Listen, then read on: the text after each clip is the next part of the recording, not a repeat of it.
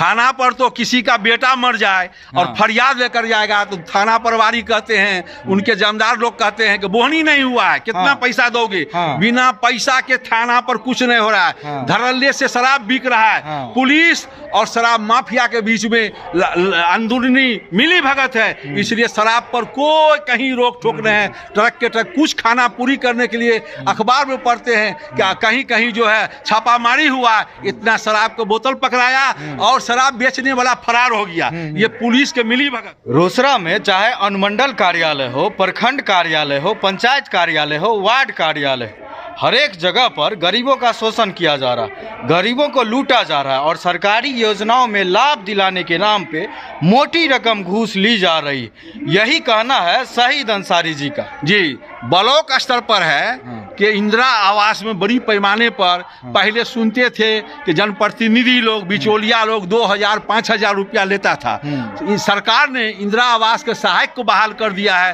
अब वो बिचौलिया और इंदिरा आवास के सहायक मिल करके 5000 से लेके 20-25 हजार रुपया तक एक इंदिरा आवास में घूस लिया जा रहा है। हम लोग चिल्लाते चिल्लाते रह जाते हैं। इंदिरा आवास के सहायक लोग धमकी देता है कि हमको बीडीओ साहब को देना है, हमको मुखिया जी भी लेते हैं, हमको दीजिएगा तब होगा। तरह तरह के वो अनपढ़ जो गरीब गुरबा इंदिरा आवास मिला है बासभीन परिवार को, उसको कहता है ये कागज दो, वो कागज दो, ये करो, वो करो, किसी तरह गुमराह करके पैसा ले लेता है। नहीं, एक चीज जैसे हमको बताइए, इतने बड़े लेवल पर जो हो रहा, क्या प्रखंड के अधिकारी को या अनुमंडल के अधिकारी को इस चीज का सूचना नहीं मिल पा? ये सूचना हम लोग धरना प्रदर्शन के माध्यम से चिल्ला चिल्ला के देते हैं कि बीडीओ साहब, एसडीओ साहब, आपके नाम पर भी पैसा लिया जाता है, लेकिन कार्रवाई नहीं हो रहा है। इससे साबित हो रहा है कि उन लोगों की भी मिली भगत है। अंचल में हम देखते हैं, पेपर में पढ़ते हैं और आंख से भी देखते हैं, दाखिल खारिज में इतना धांधली हो रहा है कि बड़ी पैमाने पर एक एक कर्मचारी की यहाँ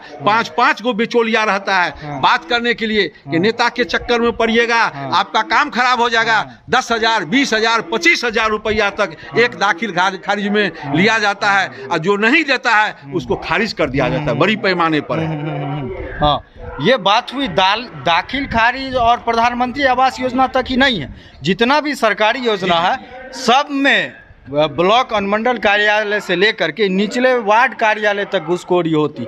इसके अलावा गरीबों का शोषण एक और जगह पे हो रहा है, जो ये लोग आवाज़ उठा रहे थे कि जो पुलिस महकमा है वहाँ पर कहीं ना कहीं जब गरीब लोग थाना पर जाते हैं तो उन लोगों के साथ जो है सो दुर्व्यवहार होता है, उनकी बात सुनी नहीं जाती है, घूस मांगा जाता है, उनको भगा दिया जाता है और कहीं ना कहीं दलालों के जरिए गलत लोगों को जो है सो बचाया जाता है। थाना पर तो किसी का बेटा मर जाए और फरियाद लेकर जाएगा तो थाना प्रभारी कहते हैं, उनके जमींदार लोग कहते हैं कि बोहनी नहीं हुआ है, कितना पैसा दोगे। बिना पैसा के थाना पर कुछ नहीं हो रहा है। धड़ल्ले से शराब बिक रहा है। पुलिस और शराब माफिया के बीच में अंदरूनी मिली भगत है, इसलिए शराब पर कोई कहीं रोक टोक नहीं है। ट्रक के ट्रक कुछ खाना पूरी करने के लिए अखबार में पढ़ते हैं क्या कहीं कहीं जो है छापामारी हुआ, इतना शराब का बोतल पकड़ाया और शराब बेचने वाला फरार हो गया। ये पुलिस के मिली भगत है।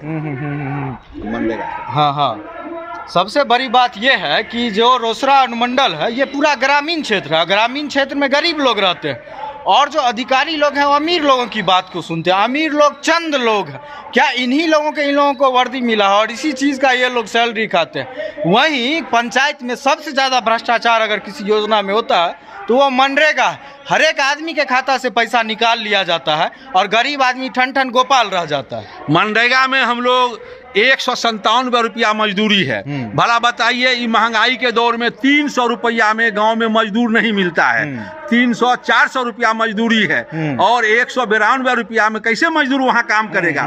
तो मजदूर से काम नहीं होकर के एक सरहा जो है ट्रैक्टर जेसीबी से काम होता है और किसी तरह जनप्रतिनिधि लोग अपना प्रतिष्ठा बचाने के लिए उसको खाना पूरी करते हैं और वो मनरेगा विभाग जो है 25% जो है जनप्रतिनिधि से ले लेता है कि आप तो ऐसे काम करवाते हैं। उतना ही नहीं, हम जिस पंचायत से आते हैं चकठातपुर में 5 साल हम मुखिया रह चुके हैं, मेरी पत्नी मुखिया थी। वहाँ जो है पशु शेड के लिए 14 को किसान बनवाया। एक अशोक नाम के पीटीओ है, वो 5,000 रुपया मांगा। जो 2-4 आदमी 5,000 रुपया दिया उसका तो मिल गया, पैसा चला गया। जैनून किसान है जो बना लिया है, बोर्ड टंगा किया है, आज तक पैसा नहीं मिला। चुनाव हम हार गए, चुनाव हुआ, चुनाव हम हार गए, लेकिन उस किसान, उस मजदूर से हमारा जैसा ही ताल्लुक था ऐसा ही ताल्लुक है। चूंकि हम कम्युनिस्ट पार्टी के वर्कर हैं, अब बिहार और खेत मजदूर के हम जिला परिषद, जिला सचिव हैं, इसलिए हम किसान और मजदूर के लिए बराबर संघर्ष करते रहे हैं। इसलिए हम ये भी कहना चाहते हैं, बहुत ही पैमाने पर मनरेगा में भी ध्यान दिया, उस पर भी ध्यान दिया जाए। और एक चीज़ का आप लोग ज़्यादा चर्चा किए हैं कि केंद्र सरकार की नीतियों की वजह से महंगाई बढ़ी है, जिससे पूंजीपतियों को फायदा हो रहा है। ये केंद्र सरकार की जो गलत नीति है, डेली पेट्रोल और डीजल का दाम बढ़ता है। भला बताइए, ये तपीस का टाइम है, बाजार से नींबू, कागजी नींबू गायब है। क्या कहते हैं, रामनवमी और रमजान का महीना है, लोग जो 2 रुपया के नींबू 10 रुपया 12 रुपया में बिक रहा है। डीजल महंगा, पेट्रोल महंगा, आटा का पिसाई महंगा, ट्रैक्टर का जोतौनी, पंपिंग सेट का पटवन, बस का भाड़ा महंगा, सामान जो आता है वो सब उसी पर बैठा दिया गया है। हर चीज महंगा है। सरकार जो है 6 महीना गेहूं और चावल मुफ्त में दे करके बाकी हर चीज पर दाम बढ़ा दिया है। गरीब के थाली से सब्जी गायब है। गरीब जो है नमक रोटी फिर आज से 70 साल पहले खा के जिंदगी बसर करता था, वही वक्त आ गया है।